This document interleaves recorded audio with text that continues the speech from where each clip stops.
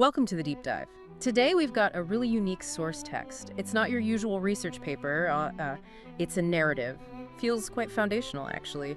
It's called Fasıltırmanının kalbi ve dostluk şarkısı.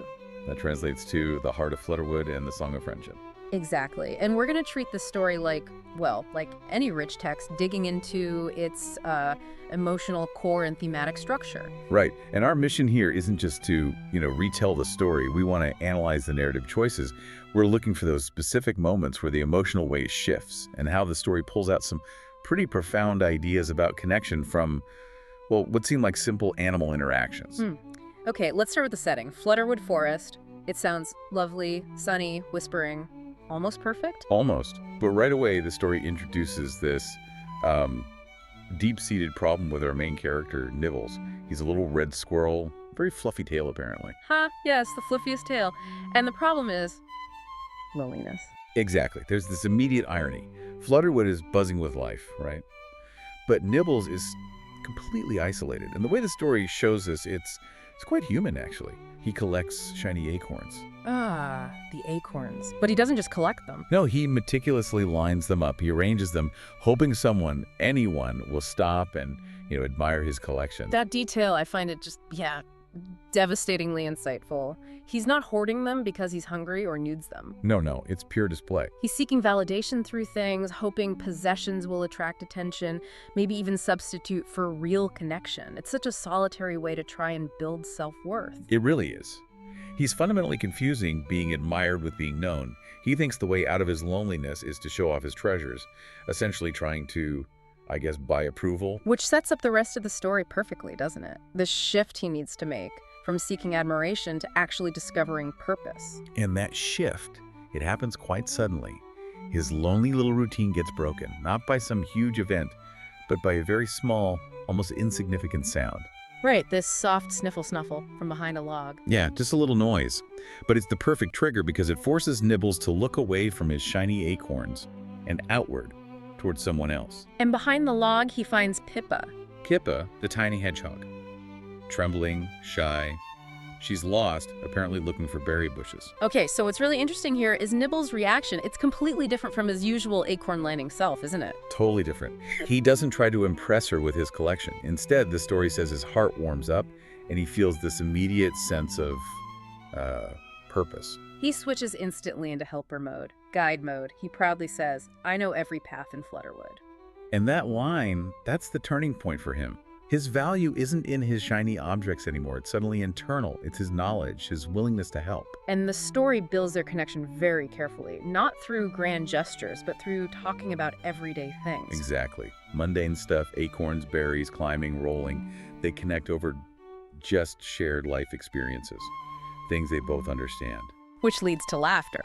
And that moment of realization for Nibbles that this connection, this new friend, is way more precious than any acorn he ever lined up. Yeah, the narrative spells it out.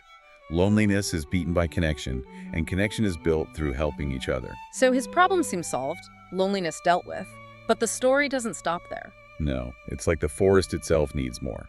Just as they get to the berry bushes, Pippa's goal, the mood shifts again. Big shadow falls over them, things get quiet. Yeah, the text builds that moment like, uh-oh, here comes the danger. You brace for a conflict. But then the story just flips that expectation. The shadow belongs to Bruno, a huge brown bear. Instead of a roar. A gentle yawn, sleepy eyes. He's just woken up from a nap. He's not a threat at all. He's just big. Yeah. And maybe a bit groggy. It's such a crucial narrative choice, introducing this physically imposing character who's completely gentle. It reinforces that in Flutterwood, maybe the real danger isn't size or strength, but things like being isolated or unkind. And Bruno, despite being this huge bear, has a very simple, relatable problem. Right. He can't find his honey pot. He just woke up, wants his honey, and it's gone. It's a wonderfully low-stakes problem, perfect for expanding that initial friendship. The duo becomes a trio. And the focus shifts immediately to collaboration. They start searching together under rocks, behind mushrooms, checking hollow logs. And this is where the story really digs into the idea of teamwork, isn't it? It highlights how each of them brings something different to the table. Exactly. It's not just three friends doing the same thing. It's about synergy. Yeah. Different skills complementing each other. Okay, let's break down those roles. Bruno, he's like the elder statesman. Sort of. He tells funny stories while they search. He keeps the mood light, provides that social glue. Morale booster. And Pippa, the shy one. She uses her strength, that keen sense of smell she uses for berries.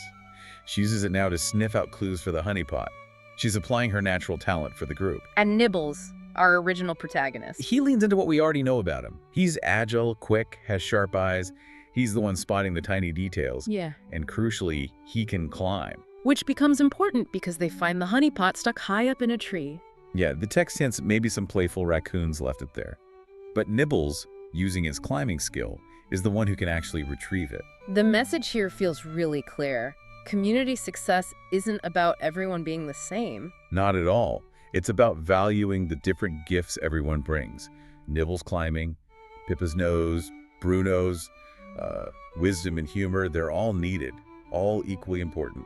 And when Nibbles gets the pot down, Bruno's reaction isn't just thanks, it's more significant. Right. He says, "You two are true friends. In Flutterwood, we always help one another." It's like a formal validation of their teamwork. It's presented as the Flutterwood way. Okay, so they solve the practical problem, they work together, and then something else happens. Immediately, it's like their successful collaboration, their kindness unlocks the next level. Right after Bruno says that, they hear it. This mysterious, beautiful melody. Drifting through the forest, calling from somewhere called the heart of the forest. Yeah. And the narrative shifts gears again. We move from the, practical world of finding honey pots into something more metaphysical. The spirit of the forest, maybe. The description gets quite magical. Evening light filtering through trees, the air shimmering. They're following this gentle, bright hum. They're literally being drawn towards the spiritual center of their world. And the destination is this small clearing. In the center is the heart tree. Ancient, wide trunk, roots glowing faintly with golden dust. It sounds like the core of the forest's magic. It really does. And it serves as the forest's, let's say, moral compass. And who explains it? It has to be Bruno, right? The elder. Of course. He shares the lore, the wisdom passed down. He says the elders told him the heart tree only sings when the forest feels true friendship. Wow. Okay, so the song they're hearing. It's a direct response to them, to their connection and their collaborative kindness. And this is the climax for Nibbles, isn't it? He started out wanting individual admiration for his acorns.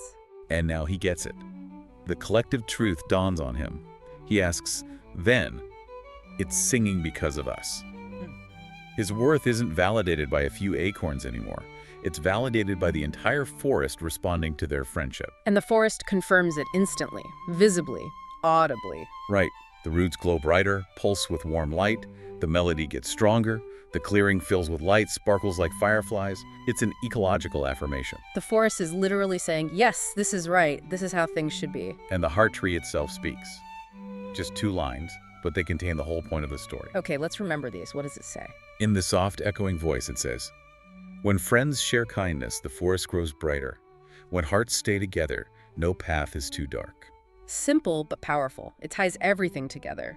Kindness isn't just a feeling, it's actual energy. It makes the world brighter. It's a tangible force in this story. And togetherness, sticking together, provides resilience. It lights the way when things get difficult, the dark path. So the 3 friends are brave squirrel, the shy hedgehog, the gentle bear. They realize their actions. Just caring for each other and working together literally brought light and song to their home. And Nibbles is never lonely again. His isolation is gone, replaced by a sense of belonging that, in this story, tangibly affects the world around him. His journey began with him trying to validate himself through objects. And ends with the entire environment validating him and his friends through song and light. It's a beautifully structured narrative, really. It moves perfectly from the personal Nibbles' loneliness to the interpersonal, his friendship with Pippa. Then to the collaborative, finding the honeypot with Bruno. And finally to the transcendent, the whole forest singing. The ultimate message being that the real treasure isn't something you collect or display. It's something you share. Which leaves us, and you listening, with a really interesting thought, doesn't it? This story proposes that our environment could, maybe magically, mirror our own ethical state. Yeah, imagine that. What if acts of genuine kindness, not for show, but real kindness, literally made the world around you brighter? Like turned up the lights, made things more beautiful. If your environment gave you immediate, visible feedback on your kindness, How would that change how you interact with people day to day? How you think about building community? It's a compelling idea that kindness isn't just, a nice internal choice, but maybe some kind of ecological necessity. The thing that keeps the lights on, literally. A really profound thought to take away from the heart of Flutterwood. Definitely something to reflect on. And that's all the time we have for this deep dive. We'll look forward to connecting with you again next time.